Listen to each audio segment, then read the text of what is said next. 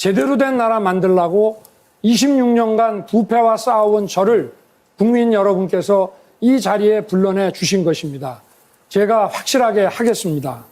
그리고 유세장의 그 뜨거운 그 열기로서 여러분의 기대가 어느 정도인지 잘 알고 있습니다. 모든 국민이 안보 위협으로부터 안전한 나라, 또 부정부패와 범죄로부터 안전한 나라, 여성이 성범죄로부터 안전한 나라, 아이들이 자라나기에 안전한 나라, 청년의 미래가 안전한 나라, 또 일터에서 우리 근로자들이 안전한 나라, 질병, 실업, 빈곤으로부터 안전한 나라 반드시 만들겠습니다. 삶과 또 국가의 미래를 놓고 논쟁해야 되는데 이런 식으로 시간 보내서 죄송합니다만 제가 말을 안 하면 또 오해가 생길 수 있어서 한두 가지만 확인하겠습니다. 윤석열 후보님 정말 입만 열면 거짓말이라고 정말 얘기할 수밖에 없는데 경기도 업무추진비 사용 내역 지금도 인터넷에 다 공개되어 있습니다. 그런 식으로 거짓말하지 마시고요. 두 번째로 아까 그분 얘기 말씀하셨는데 그분 중에 대법관 실명 말하는 거는 제가 아니고 제주 도지사 하시던 분이세요. 그리고 언론에서 보도된 것이고 세 번째로 자 이런 대형 비리가 있으면 비리범하고 관련이 있는 건 그 비리범을 도와준 사람 윤석열 후보 같은 분 수사 봐주기 저는 봐준 거 없어요. 피해를 입혔죠. 5,800억 환수했지 않습니까? 그냥 허가해서 다 가시면 그만인데 1조 3천억 투자한 거를 3억 5천 투자했다고 거짓말하세요. 수익 그 사람들 4천억인데 1조 원이라고 또 거짓말하십니다. 이런 식으로 거짓말하시면 안 된다는 말씀드리고 또 한 가지는 그들에게 이익 본 거 아버지 집 팔고 이익 받지 않습니까? 그리고 부정 대출범들 대장동 그 비리범들 수사 봐주기 한 거 명백해요. 일반 대출 기소했으면서 이건 빼줬단 말이에요. 이미 다 수사해놓고 왜 봐주셨어요? 그리고 그들이 그렇게 말하지 않습니까? 내가 가진 카드는 윤석열은 죽는다. 구속영장 치면 바로 죽는다. 이제 그만 부탁해라. 더 못 봐주겠다 그랬다. 이런 명확한 녹취록이 있는데 저는 윤석열 게이트다 이게. 윤석열의 몸통이다 이렇게 생각합니다. 자 이제 그 얘기 그만하고 제가 딴 얘기 좀 말씀드리겠습니다. 우리는 사실은 다 아까 일치된 것처럼 윤 후보님만 빼고 정치 교체해야 된다. 이제 국민들의 1인 1표주의가 제대로 관철돼야 된다. 표의 등가성이 보장돼야 된다. 양당이 둘 중에 하나가 되니까 차악 선택을 강요하면서 상대방이 못하면 나한테 기워오는 이런 구태 정치 이제는 끝내야 된다. 이게 제 생각입니다. 사실 먹고 사는 문제, 안보, 질서 유지 정말로 중요합니다. 근데 문제는 다 정치가 결정하지 않습니까? 근데 이게 국민들의 뜻과 좀 다르게 정치가 운영되는 게 심각한 문제라는 말씀드리고요. 그래서 저는 대표 체제를 좀 바꾸고 안보의 개념이 확장되고 있지 않습니까? 이 안보 개념 중에서 경제 안보 본인 매우 중요하게 생각하시던데 경제 안보를 구체적으로 어떻게 하실 건지 한번 말씀해 주시죠. 경제 안보를 어떻게 하냐고요? 아니 어떻게 할 건지 구체적으로. 아니 경제와 안보라는 것이 지금은 떨어질 수가 없고 예를 들어서 뭐 요소수라든가 또는 반도체의 아주 필수적인 이런 희귀 광물이라든가 이런 것들을 구하지 못했을 때 산업에만 영향을 주는 것이 아니라 우리 안보에도 지장을 줄 수가 있는 거기 때문에 이 경제와 안보라는 건 뗄 수가 없는 문제고 그래서 이 경제 문제를 또 안보적 차원에서도 봐야 된다. 그래서 결국은 지금 알겠습니다. 네. 그렇습니다. 제가 질문한 것과 전혀 다르게 경제 안보와 네. 경제와 안보의 관계는 다른 겁니다. 이제 경제 문제도 이제 안보 문제화 돼야 된다. 국가의 안보적 접근이 필요하다. 이 말씀이라는 것 같아요. 네. 우리 윤 후보님 식량 안보 얘기도 하신 것 같아요. 그러면서 식량 안보 직불제, 탄소 중립 직불제도 하겠다. 이거 저는 좋은 의견이라고 생각하긴 하는데 구체적으로 그 내용 한번 설명해 주시죠. 우리 식량 안보라고 하는 것은 우리가 이 절대농지라는 것을 정해놓고 저희가 예를 들면 쌀이 남아돈다 하더라도 일정량의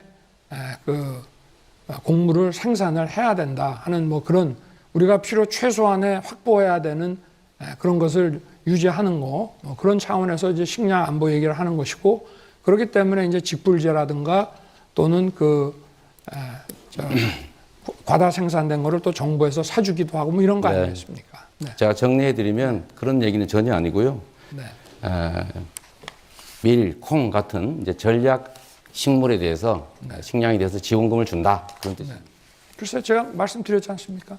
네. 그 주장이 많이 왔다 갔다 하셔서 저도 잘 왔다 갔다 한 적 모르겠습니다. 없습니다. 첫 번째로는 전술핵을 한반도에 재배치하자. 지금도 여전히 주장하고 계십니까? 저는 전술핵 한반도 배치를 주장한 적이 단 한 번도 없습니다. 그리고 다행이군요. 저는 두 번째 제가 하나 여쭤보겠습니다. 핵 공유 말씀을 자꾸 하시는데 예를 들면 유럽식의 핵 공유도 소위 이제 수송 투발 이 부분은 유럽이 맡아도 핵 자체에 대한 통제권은 미국 대통령이 그대로 갖고 있습니다. 그런데 지금 예를 들면 핵을 한반도에 가져올 수는 없는 건데 그걸 예를 들면 괌이든 본토든 놔두고 그럼 우리 전투기 가서 실어 온다는 얘기인지 아니면 그냥 그 미국 전투기로 전폭기로 뭐 한다든지 이러면 똑같은 건데 새로 말씀하신 핵 공유는 대체 어떤 겁니까? 저한테 물으시는 거예요. 네. 저는 핵 공유를 얘기한 적이 없습니다. 전술핵 배치 얘기를 한 일이 안 없습니다. 후보님한테 여쭤보시죠. 네. 저는 핵 공유에 대해서는 현실성이 없는 거라고 저는 늘 주장해 왔습니다. 네. 하도 주장이 많이 왔다 갔다 하셔서 저도 잘 왔다 갔다 한 적 모르겠습니다. 없습니다. 네. 자, 한미동맹 관련해서 하나만 여쭤볼게요. 한미동맹은 이제 포괄동맹으로 발전했다고 합니다. 이제 군사안보동맹에서 이제 기술, 경제, 환경 등등의 포괄안보동맹으로 발전했는데 윤석열 후보님께서 이런 얘기 하셨어요. 한미동맹이 군사동맹을 넘어서 우주협력으로 확대해 가야 된다. 또 6G 등과 같은 이런 기술 분야 안보 확장도 얘기해야 된다. 이렇게 말씀하셨는데 그러면서 포괄안보동맹으로 가야 된다. 이런 말씀하신 것 같아요. 한미정상회담에서 한미정상이 합의한 포괄안보동맹하고 윤 후보께서 말씀하시는 포괄안보동맹은 어떤 차이가 있습니까?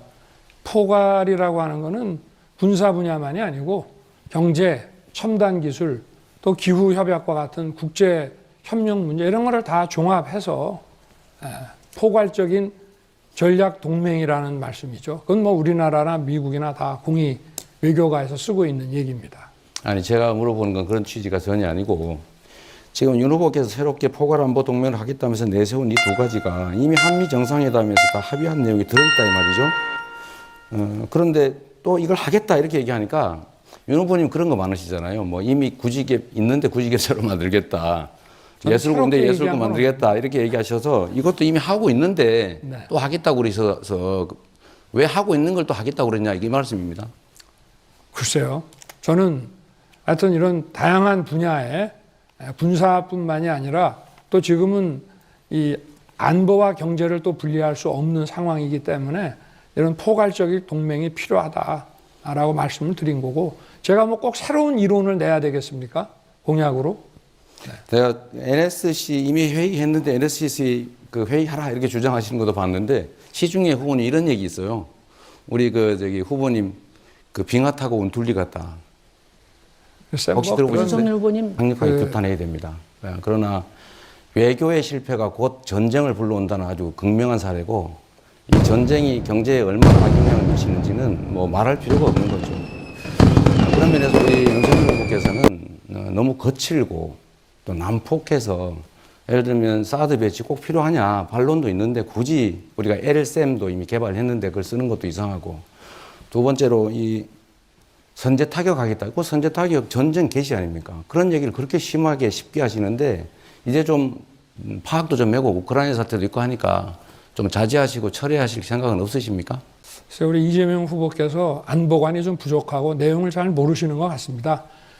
평화라고 하는 것은 확실한 억지력을 가져야만 평화가 유지되는 것이고 선제 타격 능력을 확보하고 그 의지를 보일 때만 전쟁을 예방할 수 있는 것이기 때문에 지금 그런 식의 유약한 태도를 가지고는 오히려 더 평화가 위협될 수 있다는 말씀을 드리고요. 제가 드리고 싶은 얘기는 우크라이나 사태를 보고 참 서로 보는 각도가 다른데 그 종이와 잉크로 된 그런 협약서 하나 가지고 국가의 안보와 평화가 지켜질 수 없다는 것을 보여줬습니다. 확실한 힘과 자기를 지킬 수 있는 힘과 그리고 강력한 동맹이 있어야 되는데 우크라이나는 그거 하나도 갖추지 못했습니다. 그리고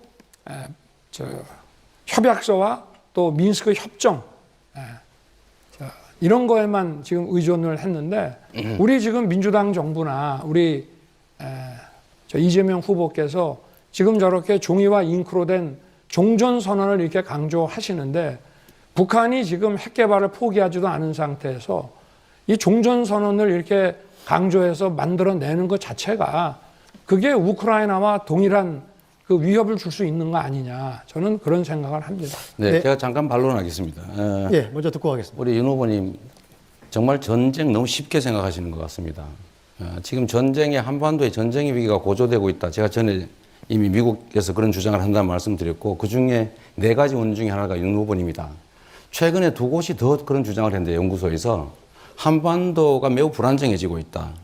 윤 후보님이 너무 자극적이어서 북한이 군사 도발을 할 가능성이 높아지고 있다. 이런 지적들을 하는데 말을 세게 하는 게 중요한 게 아니라 실제로 대비는 철저하게 하면서도 외교적으로 또는 협의나 아니면 소통을 철저하게 잘 하면서 그걸 관리를 해야지 큰 소리 뻥뻥 친다고 됩니까? 이런 거 가지고요. 그 안방 장비라고 합니다. 또 김만배가 남욱 변호사에게 대장동 개발이 이재명 게이트라고 하면서 4천억짜리 도둑질이라고 했다고 남욱이 검찰에서 진술한 게 또 확인이 됐습니다.